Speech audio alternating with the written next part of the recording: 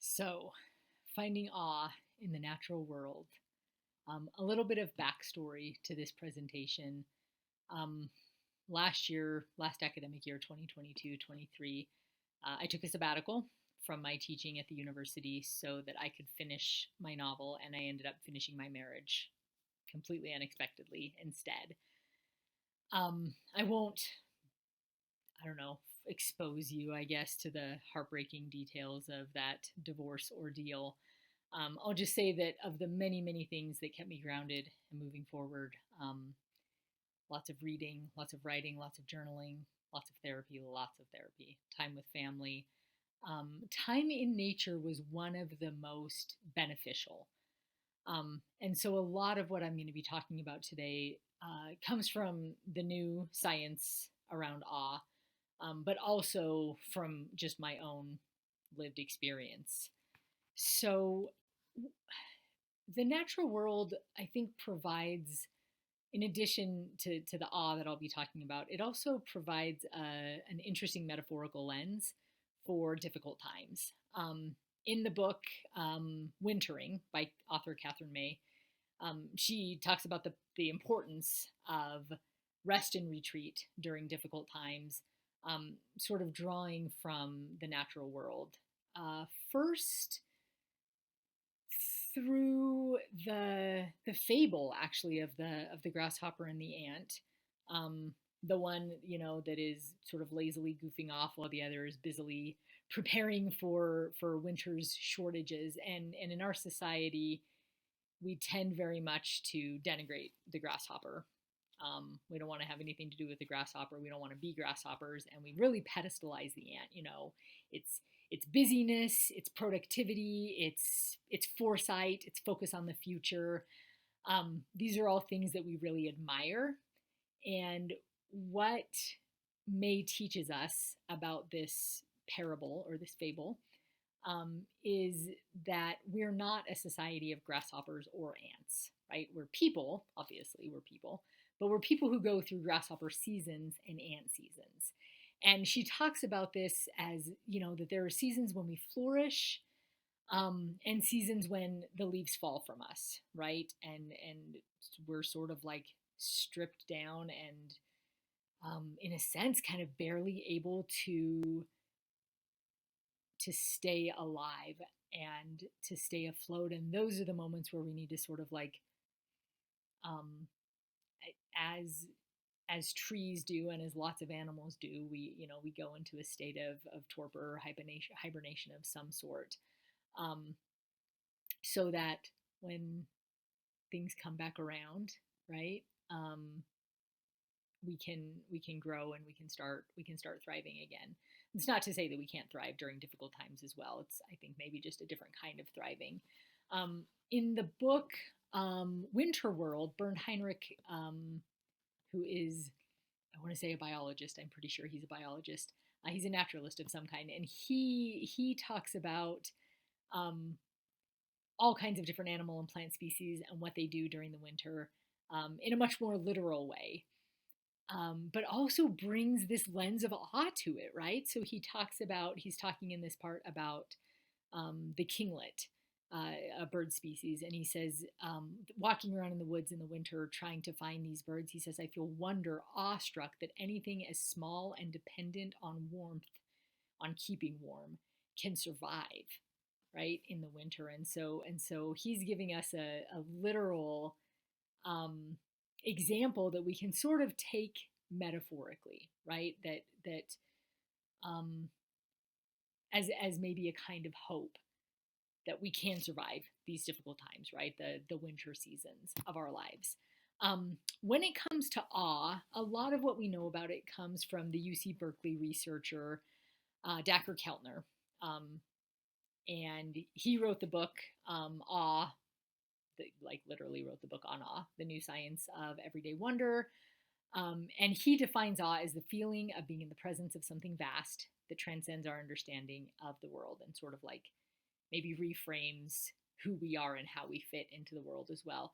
He says, and this is almost like a charge for us, He says one of the most important emotions, he says awe is one of the most important emotions that we need to very collectively and energetically build into our culture. I heard him being interviewed on a podcast in the middle of my sabbatical and divorce debacle.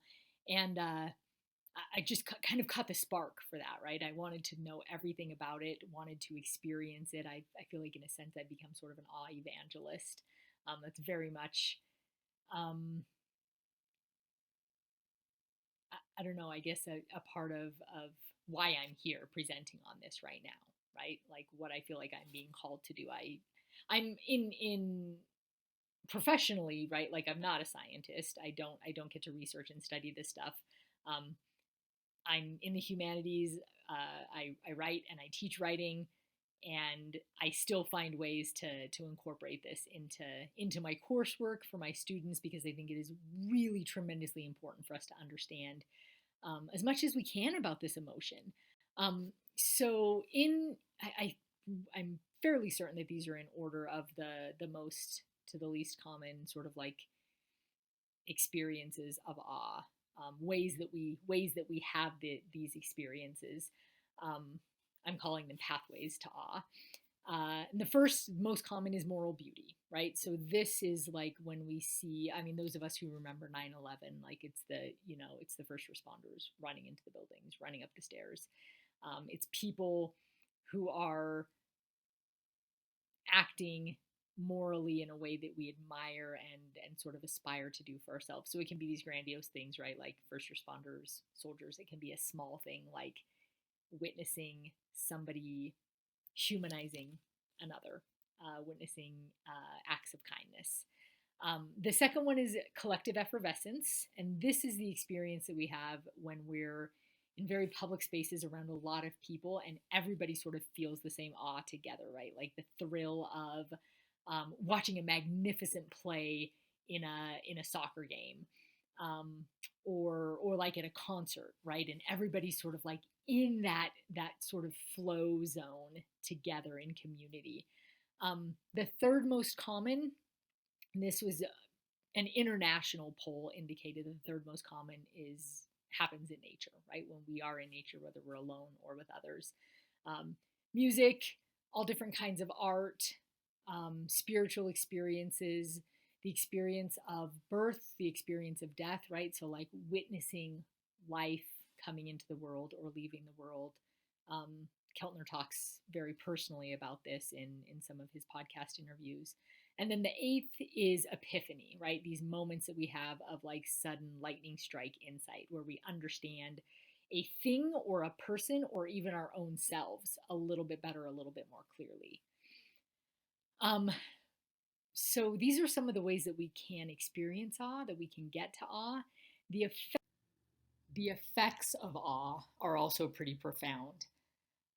Physiologically, heart rate changes, goosebumps and the chills, right? What is sometimes called piloerection, the hair standing up on our skin, and then there's also some preliminary findings that indicate that even chronic inflammation can be helped by experiences of awe. Psychologically, socially, there's a diminished sense of self in the sort of like grand scale of the world. An expansiveness in our sense of time. So people who feel really crushed for time can have that sense alleviated from experiences of awe. Interconnectedness between us as humans, between us and the natural world as well. And then also some findings have indicated even increases in generosity towards other people. Emotionally, we've got more resilience, more personal growth and transformation. Awe can also help us to create meaning from our experiences, and I'm going to say just from my own experience also can help us heal. In the book Heartbreak, Florence Williams talks about how some researchers believe that people who are prone to awe can actually sort of like orient themselves to a happier, I don't want to say a happier ending, maybe a happier next step or next page of their stories. The book, The Power of Awe, authors Amster and Eagle talk about, they give us this sort of like formula, right? Um, that by paying close attention to things and trying to experience things on a sense level, as well as sort of imaginatively, um, waiting, taking in a breath, and then exhaling and expanding, we can, they call it microdosing. I'm not 100% in love with that term, but the idea is that you can take in small doses of awe just in the everyday world, right? Stopping and looking at a tree, um, staring into the eyes of your baby, perhaps, or even looking at listening to a piece of music, looking at some magnificent piece of art, or like just a small thing that somebody has created. Pay very close attention to that. Take it in with your senses. Imagine how it was created. Imagine how it got to where it is now. Slow down and just be with it. And that's maybe for a lot of us the hardest part. And then let that breath out slowly, maybe a little bit more deeply than you would be inclined to, and notice how you feel, what you sense. We have the opportunity with this break that's about to happen, as well as with the walks that are happening during lunch, to go out and experience some awe. So that's what I'm going to end with. Looking forward to answering any questions that people might have.